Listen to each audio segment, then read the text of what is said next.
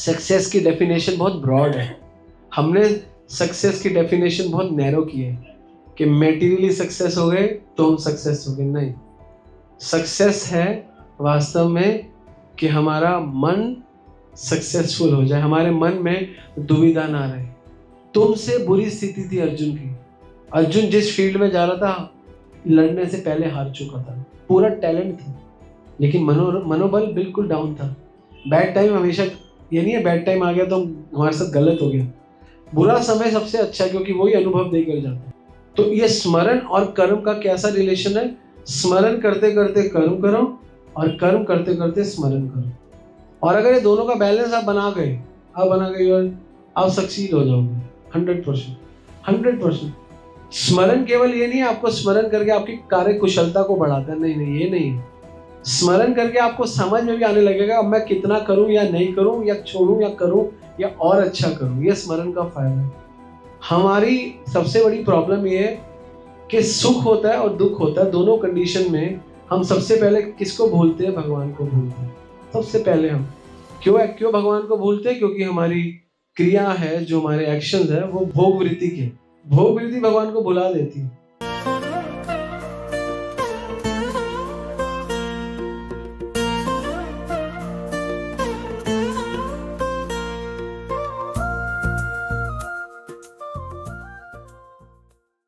तो हम जितना भी प्रयास करें, जैसे बहुत प्रयास करा होगा, और मुझे पता है कोई भी स्पोर्ट्समैन फिजिकल बहुत एफर्ट्स करता है, और स्पोर्ट्समैन एक कोई भी स्पोर्ट्समैन हो physical as well as mental छुपा रहता है लेकिन मेंटल भी बहुत होता है।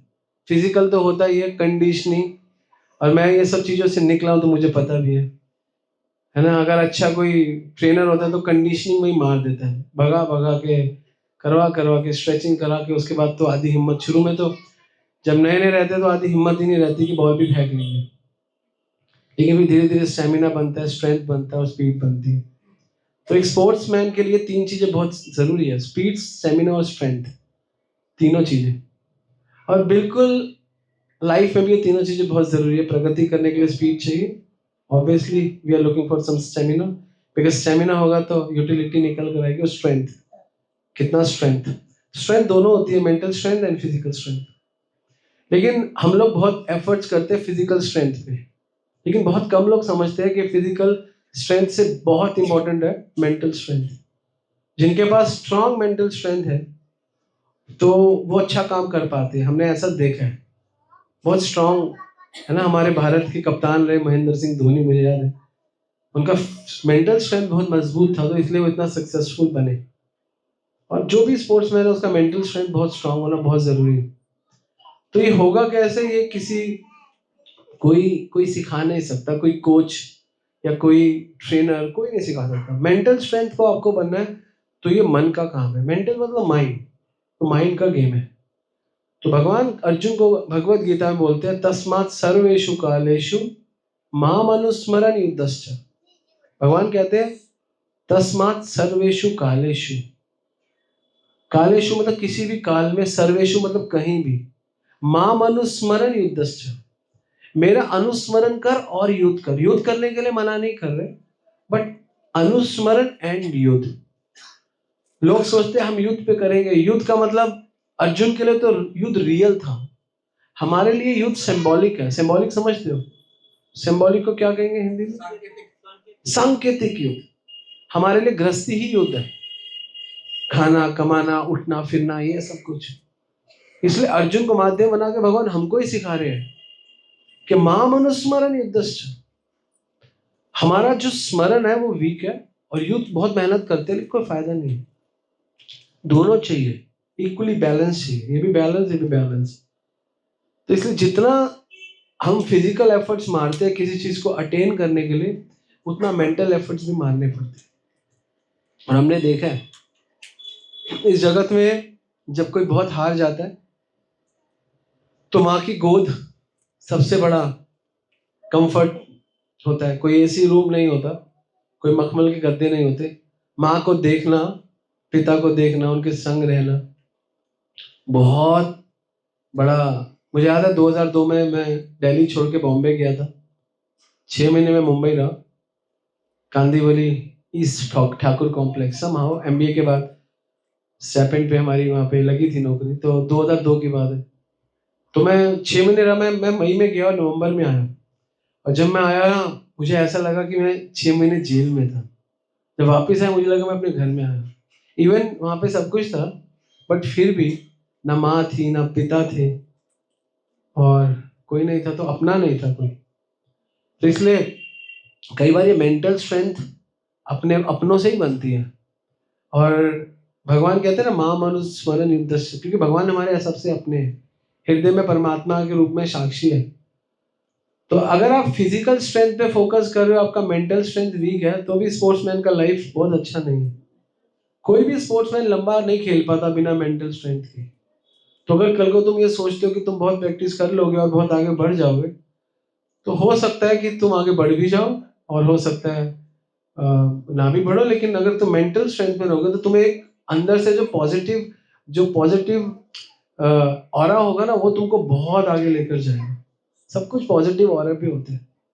I can do this, I can do this. तो ये पॉजिटिविटी तब आती है जब मां मनु स्मरण होता है। तो इसलिए लोग सोचते हैं कि भगवान का स्मरण करना है।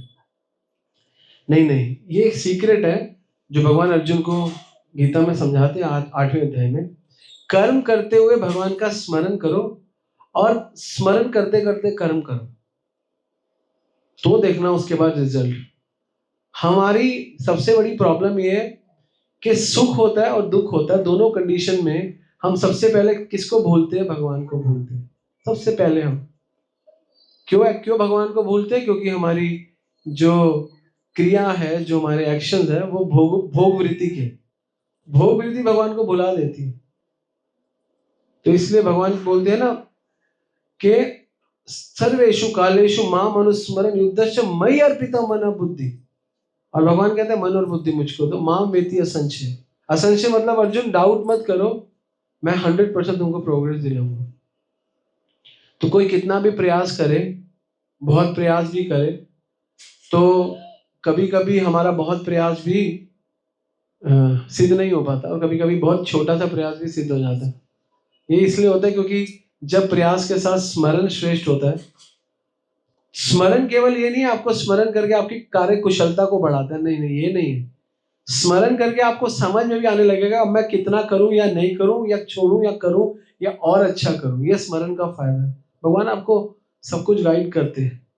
भगवान का स्मरण करने से आप अपने कार्यों को भी सही तरीके से कर सकते हैं।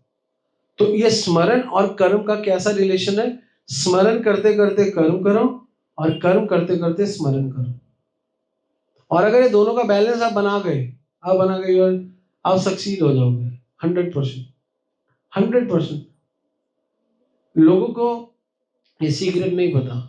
गीता वाले जो गीता जानते हैं उनको पता है।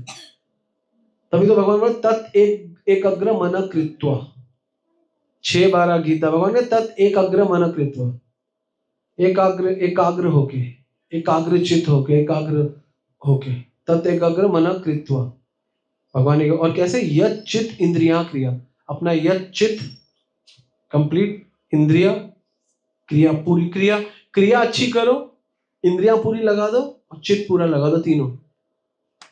होता क्या, हम कोई भी बच्चे होते हैं ना, वो पूरी मन से काम करने के लिए भागते हैं। होता क्या, थोड़ा सा डिस्टर्ब हो जाता है, हल्का सा। और कैसे डिस्टर्ब होते हैं? कोई एक और फ्रेंड ये बोलता है, दूसरा ये, थोड़ा सा फ्रेंड्स में डिस्टर्ब। एक साल सिंसियरिटी से कोई काम कर लो, एक को गोल बना के, साइड लेफ्ट राइट हटो, कोई भी काम, not even cricket, not even hockey, anything you can do, concentrate. एक साल यह चित्त इंद्रिय, तीनों चीजें, ये चित्त इंद्रिय और क्रिया। और भगवान के बोलते हैं उप विषय आसने उज्ज्य, ऊपर का विषय, ऊपर का विषय, छोटा विषय नहीं चुनना। जब एकाग्र हो रहे हो तो उप विषय आसने उज्ज्य, ऊपर का विषय, छोटा नहीं। और योग कर्म विशुद्ध है, तो उससे क्या होगा, आप एकदम से विशुद्ध है, मतलब क्लैरिटी आ जाएगी, क्लैरिटी। इसलिए गीता बहुत क्लियर है, गीता में कोई चीज छुपी नहीं है। तो इसलिए सक्सेसफुल होने के लिए यत चित्त इंद्रिया क्रिया, इंद्रिया सेंसेस, इंद्रिया ना हाथ पैर, क्रिया मतलब स्पीड होना चाहिए काम में, फटाफट, आलसी नहीं। और चित, चित भी भगवान में होना चाहिए, शुद्ध चित होना चाहिए, गंदा चित नहीं होना चाहिए। तो ये सक्सेसफुल होने का सीक्रेट जो गीता बताती है, बहुत कुछ है गीता में, तो एक श्लोक आपको खोल देगा। तो और मेहनत करो, और करो, थोड़ा कॉन्सेंट्रेट होके करो, एक अच्छा मेंटर लो, फिजिकल मेंटर और mental mentor. Strength, mental strength बहुत ज्यादा है, हम जितना फिजिकल है उससे ट्वाइस मेंटल स्ट्रेंथ चाहिए। मेंटल स्ट्रेंथ क्या होगा, तुम 3 छक्के खा के भी स्माइल पास करोगे, सामने वाला मार के परेशान हो जाएगा, मार के तुम मार के परेशान हो, तुम खा के भी परेशान नहीं हो। ये होता है mental strength. Mental strength very important. तो इसलिए पूरा आध्यात्म है ही मेंटल स्ट्रेंथ, और कुछ नहीं। हम लोगों का जो अध्यात्म से जुड़ा, गीता भागवत से जुड़ा, नाम से जुड़ा है, वो मेंटली बहुत स्ट्रांग है, उसका मेंटल स्ट्रेंथ है। वो 2 मिनट में सिर रखता है सोता है, ये उसका मेंटल स्ट्रेंथ है। वो सदैव भगवान का स्मरण करते हैं, उसका मेंटल स्ट्रेंथ है। उसको कोई चिंता नहीं है, वो लाख कमाए, करोड़ कमाए, हजार, कोई चिंता नहीं। He is very much connected with Krishna, strongly connected with Krishna. उसको कोई फर्क नहीं पड़ता, उसको लगता ही नहीं कि मैं गिर रहा हूं, मैं उठ रहा हूं, उसको लगता है नहीं, मैं गिरूंगा नहीं। तो इसलिए जब बैड टाइम होता है, bad time will give you experience. Bad time is a better time, better experience. Bad time में क्या मिलता है, बेटर एक्सपीरियंस। और good time, obviously good time will give you fame, your name and everything. But इसलिए अच्छा समय हो और बुरा समय हो, इसको कैसे डील करना है, ये भी आध्यात्मिक तरीके से हम आपको बताते हैं। गीता भागवत बताती है, अगर बुरा समय हो तत्यनुकंपा सुसुमिक्षमाण। तो ये ब्रह्मा जी बोलते हैं हम लोगों के लिए कि तत्यनुकंपा सुसुमिक्षमाण, हमेशा भगवान की आशा की उम्मीद रखो, हमेशा उम्मीद रखो कि मैं कुछ करूंगा। तत्यनुकंपा सुसुमिक्षमाण। और भुंजान एवात्मक कृतम विपाकम। भुंजान मतलब सह लो, जो भी होता है। दुख को डील करने का सबसे सुंदर तरीका सह लो, फॉल्ट मत करो, ये हुआ नहीं। और सुख को डील करने का सबसे अच्छा तरीका है हितवाक वपुर्भी विदुनम नमस्ते, उनको अर्पण करो। और जीवतयो मुक्ति पदे सुदाय भाव, जो सुख और दुख को डील करना सीख गया वो जीते जी मुक्त है। जीवतयो मुक्ति पदे सुदाय भाव, मर के कोई मुक्त नहीं हुआ। अगर आप सुख को और दुख को डील कर गए तो आप जीते जी मुक्त हो। क्या बोला, अगर आप सुख को और दुख को जीते जी डील कर गए तो आप मुक्त हो, आपको मरने की जरूरत नहीं है। और कैसे करना है, जो दुख आ रहा है उसको सह लो। It was my past karmas, thank you very much Krishna, I am learning a lot, I am a student of Gita, I know it was my past. और हंसी हंसी सह लो, सह लो। और जो सुख आए अर्पण कर दो। क्या कर दो, अगर ये दोनों काम कर लिया आप मुक्त हो गए। और हमें क्या होता है, जब हमारे जीवन में दुख आते हैं तो हमारा कंप्लेंट बॉक्स होता है, हम नहीं देखते हमारे क्या पास्ट कर्मा, क्या प्रेजेंट कर्मा पर। ऐसा क्यों, मैं तो इतनी भक्ति, मैं तो माला भी करता हूँ, मैं तो माला भी करता हूँ, मेरे साथ ही ऐसा क्यों होता है ना। तो जो पीछे के कर्मों को सह लेता है और फिर आपको कुछ अच्छा आ गया, वाह, जैसे इनको अच्छा आया, इनको अपॉर्चुनिटी मिली है, खेल गए, अब अच्छा हुआ ना, तो अर्पण कर दो। तो अर्पण कर दिया मतलब इनवाइट करो लोगों को और भगवान को, भगवान के भक्तों को अर्पण। तो जो सह लेता है और अर्पण, अर्पण को क्या कहेंगे, ऑफर, ऑफर टू कृष्णा। ये सीक्रेट है लाइफ का। गीता के अनुसार अगर 2 काम कोई करता है, जीवते हो मुक्ति पदे सुदाय पा, वो कभी भी मरने की जरूरत है, जीते जी मुक्त है। इसलिए always say thank you to Krishna, Krishna you have given me lot of things, wonderful body, wonderful family, everything. Always say thank you to Krishna, to family, to everyone. तो ये जो तरीका है ना, ये जीवन में सुख का तरीका है। और हम क्या करते हैं, कोई भी आपको कुछ कहेगा, आप छूते को, मैंने नहीं, आपने ये पहली बात नॉट एक्सेप्टेड। और कुछ आ गया, सबसे पहले भोग वृत्ति साइड करो। इसलिए ये 84 लाख का चक्कर जो है ये लगा हुआ है। और इतना सरल है, इतना सरल है 84 से निकलना। छोड़ो और सह लो, बस छूट गया 84। क्या? छोड़ो और सह लो, 84 छूट गया। कोई बड़ा कोई, भगवान क्या बोलते हैं भगवत गीता में? क्या? इच्छा द्वेष समुत्थेन द्वंद्व मोहेन भारत सर्वभूतानि सम्मोह यान्ति सर्गे यान्ति परन्तप। भगवान कहते हैं इच्छा और द्वेष, ये दो चीजों की वजह से हम यहां पर है। ये दो चीजें मेरे को सह लो और ऑफर टू कृष्ण, बस। इच्छा द्वेष समुत्थेन द्वंद्व मोहेन भारत। हे भारत, तू द्वंद्व में आ गया और तू नहीं आया, सर्वभूतानि सारे लोग सम्मोह मोह में सर्गे यान्ति परन्तप, और सर्गे इस 84 लाख के सर्ग में फंसे यान्ति परन्तप। ये लाइफ की जो आप सक्सेस कर रहे हो वो बहुत अच्छा है, but this is not the real success of life. This is okay for your career, for your name, for your fame, but the success is what? Bhagavat कहती है, प्रहलाद महाराज बोलते हैं नरसिंह देव को, क्या बोलते हैं? नरसिंह देव को बोलते हैं, प्रभु जिस सफलता में आप नहीं हो वो सफलता भी असफलता है, और जिस असफलता में आपका स्मरण हो गया वो सफलता है। तो अगर आप सफल होकर भी भगवान नहीं प्राप्त कर पाए मेटीरियली, तो भी आप असफल ही हो। फिर पुनरपि जननम पुनरपि मरणम पुनरपि जठरे जठरे शरणम, ये संसारे बहु दुस्तारे कृपा करो माही पाही मुरारे।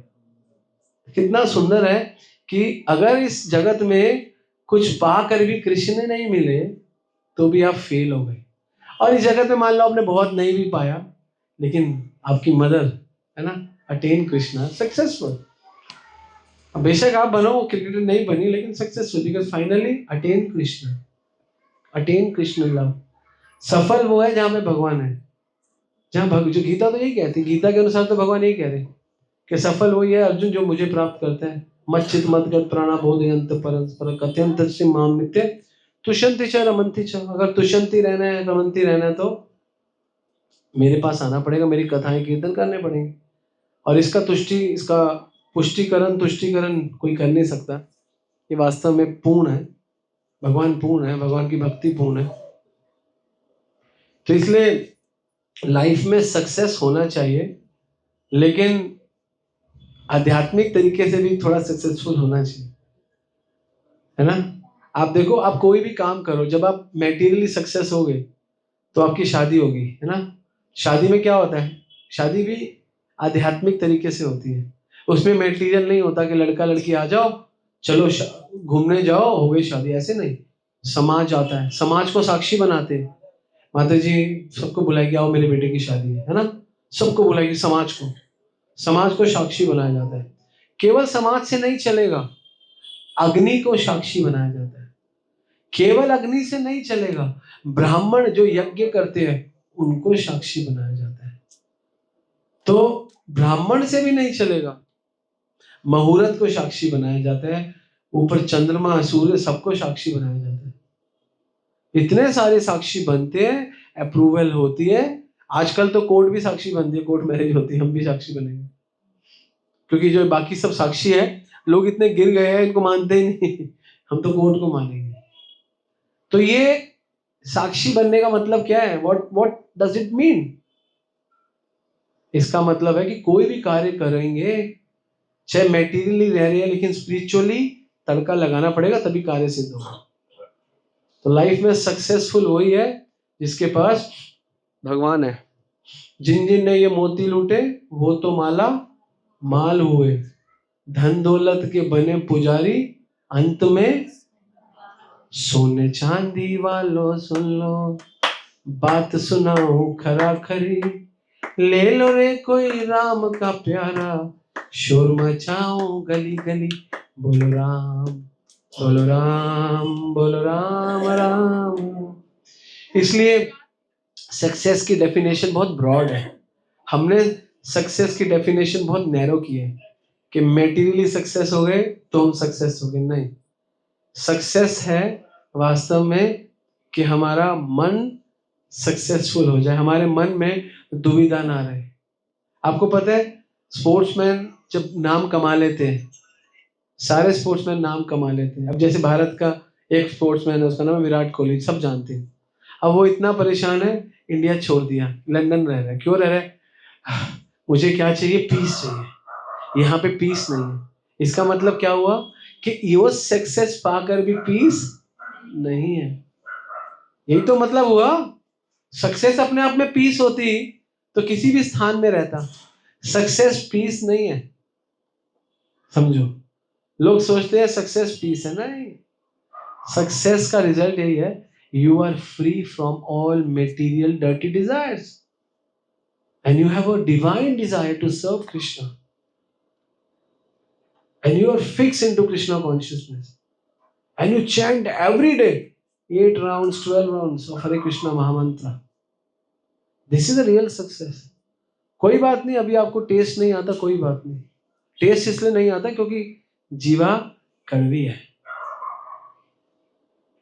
इसलिए टेस्ट नहीं आता। लेकिन भगवान के नाम में ये जो हम लिया, जो महामंत्र किया, हरे कृष्ण कृष्ण कृष्ण हरे हरे, हरे राम राम राम हरे हरे, इति षोडशक नामना कलि कल्मष नाशनम नातर परंतर उपाय सर्वे देशो दृश्यते। ये 16 अक्षरों का नाम पूरे कलयुग का नाश करेगा, इससे अच्छा कोई उपाय नहीं है। सर्वे देशो दृश्यते। द प्रॉब्लम इन अस, हमारे अंदर प्रॉब्लम क्या, हम जो भी कुछ करते हैं शास्त्रों के अनुसार करते हैं, यही एक प्रॉब्लम है। इस्कॉन में कहते हैं आप महामंत्र करते हैं, आप ये करते हैं, आप फलाना करते हैं, आप ये। हमारी प्रॉब्लम यही है, हम जो करते हैं शास्त्रों के अनुसार करते हैं। और गीता में भगवान बोलते हैं शास्त्र विधि उत्सर्ज वर्तते काम कारत ना सिद्धि मवाप्नोति ना सुखम ना परम गति।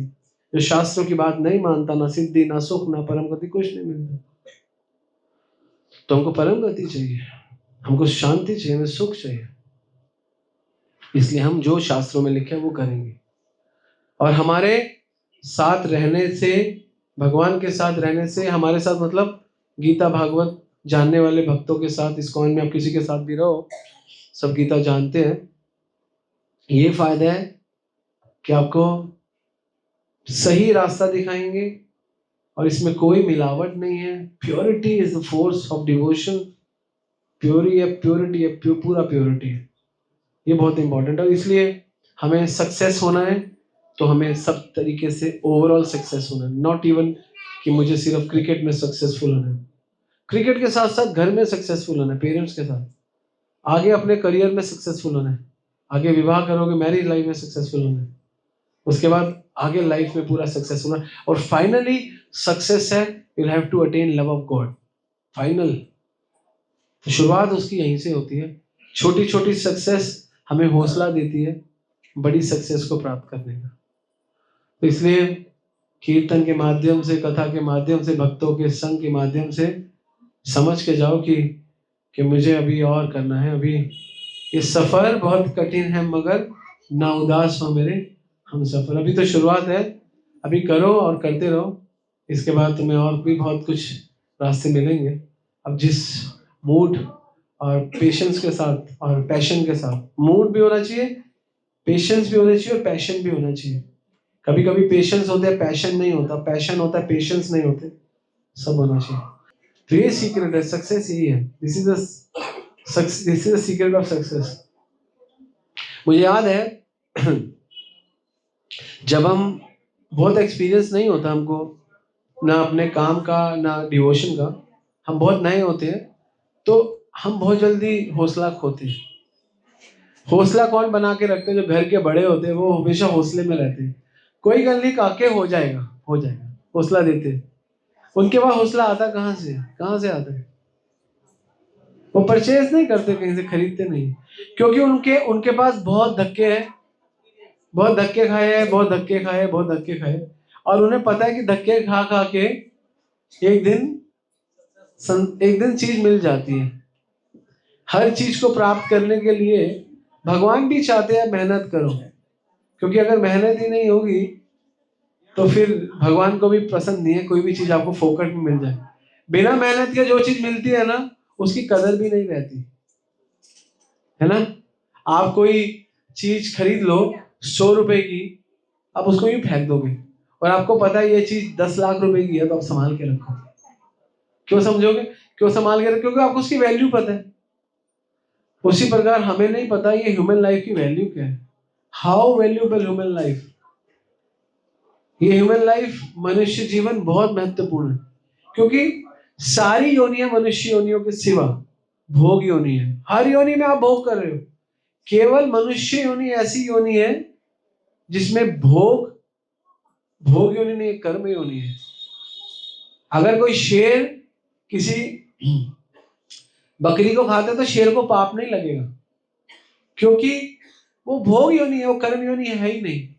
लेकिन अगर कोई मनुष्य बकरी को खाता तो उसको भुगतना पड़ेगा, उसका फल है, क्योंकि वो कर्म योनि है। वो कर्म क्या करेगा, उसके कर्म के हिसाब से उसको फल मिलेगा।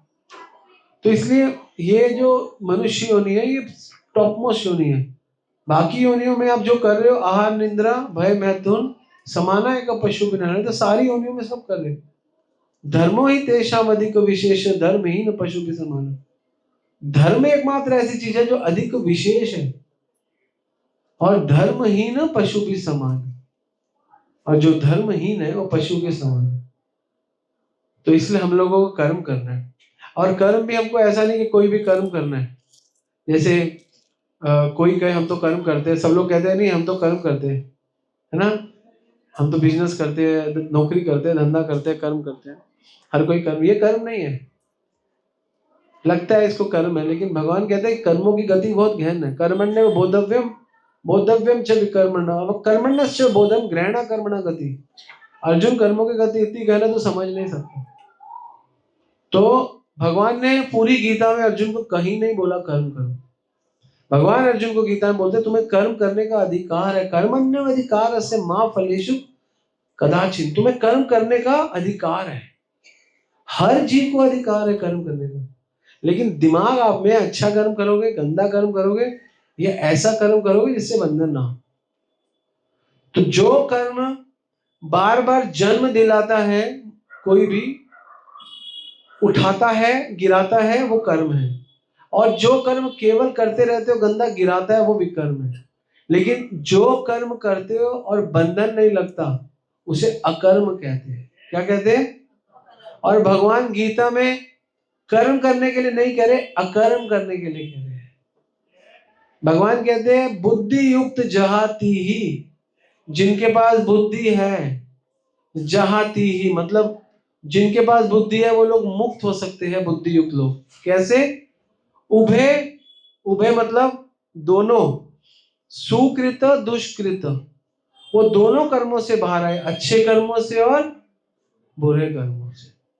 अच्छे कर्म, बुरे कर्म तो बुरे है ही, लेकिन अच्छे कर्म भी बुरे हैं।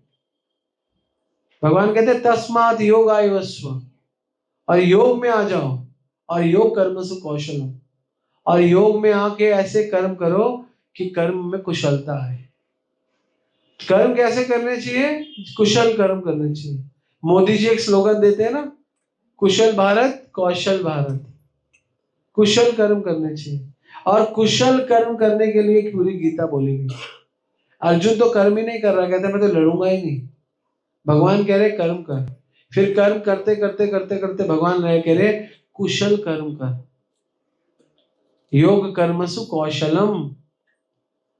तो इसलिए कोई भी अपॉर्चुनिटी मिले, कहीं भी किसी को अपॉर्चुनिटी मिले, कुशल कर्म करो, ऊंचा कर्म करो। क्यों? क्योंकि कर्म बंधन का कारण है, लेकिन एक कर्म मुक्ति का कारण बन जाता है जब उन कर्मों में भगवान को जोड़ लिया जाता है। तो भक्ति क्या है? एक शब्द में बोलो तो जो कर रहे हो वही करो, वही भक्ति है। जो कर रहे हो वही कर लो, भक्ति है। अगर आपने भगवान को ऐड कर लिया तो बस। जैसे आपने खाना, प्रसाद खाना बनाया, भगवान को ऑफर कर दिया, प्रसाद बन गया, खा लो, भक्ति बन गया। बिना भोग लगा खाते तो क्या बनता? तो कर्म बन जाता, बस पाप बन जाता। देवताओं ने और असुरों ने यज्ञ किया, समुद्र मंथन किया, किसी को पता है? दोनों ने बराबर मेहनत करी, लेकिन मोहिनी अवतार में भगवान है, भगवान ने सारा का सारा अमृत किसको पिलाया? देवताओं को। दोनों ने समान मेहनत करी, लेकिन दोनों का रिजल्ट फर्क था। क्यों? क्योंकि दोनों की भावनाएं फर्क थी,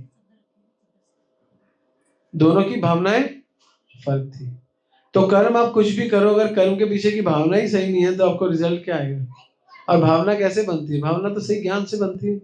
आपको नॉलेज होगी तो आपका ज्ञान सही होगा, तो फिर आप उसी हिसाब से कर्म करोगे। तो इसलिए हर कर्म में ऐसा करो कि आप उस बंधन से निकल जाओ। यही सीक्रेट है। पूरी दुनिया ये सीक्रेट करे तो वो पूरी दुनिया की भक्ति हो गई, बैठे बैठे पूरी दुनिया भक्ति कर सकती है, केवल इतना समझकर कि जो बुरा हो रहा है कोई बात नहीं, मेरे पास कर्मा है, और जो अच्छा हो गया ठीक है, भगवान की कृपा से हुआ, मैं भगवान को ऑफर कर देता हूं, बस। It's a complete package of devotion. तभी तो भगवान कह रहे हैं बुद्धि युक्त जहाती, बुद्धि युक्त यही करते हैं, उभय दोनों, सुकृत दुष्कृत दोनों से बात, और योग कर्म सु कौशलम, और अपने कर्मों में कुशलता लाते हैं। कर्म कुशलता ही भक्ति है, कर्म कुशलता ही कर्तव्य है, कर्म कुशलता ही सक्सेस है, और कर्म कुशलता ही गीता बता रही है, योग कर्म सु कौशल। तो गीता कहती है जो भी कर रहे हो कुशलता के साथ करो, मेहनत के साथ करो। और यह चित्त इंद्रिया क्रिया, अपना चित्त, अपनी इंद्रियां और अपनी क्रिया। इंद्रिया मतलब, क्रिया मतलब, और चित्त मतलब मन। मन लगा के करो और पूरा एफर्ट मारो, मन से भी, मन से मत गिरना। Smile, always smile, no regret. जहां से लगता है नेगेटिव एनर्जी आ रही है, जिस दोस्त से नेगेटिव एनर्जी आ रही है, जिस एटमॉस्फेयर से नेगेटिव एनर्जी आ रही है, जिस मोबाइल से नेगेटिव एनर्जी आ रही है, जो आपकी स्पीड, स्टेमिना और स्ट्रेंथ को खत्म करे, कोई भी चीज अवॉइड कर दो। 2 साल के लिए कंसंट्रेट करो अपने करियर पे एक्सट्रीम, और जो जो नेगेटिव सोर्सेज है उनको उनके आगे ढक्कन लगा लो और भक्ति करो, नाम लो, पॉजिटिव एनर्जी आएगी। Then go and play, hit the bell, hit the nail, you get success.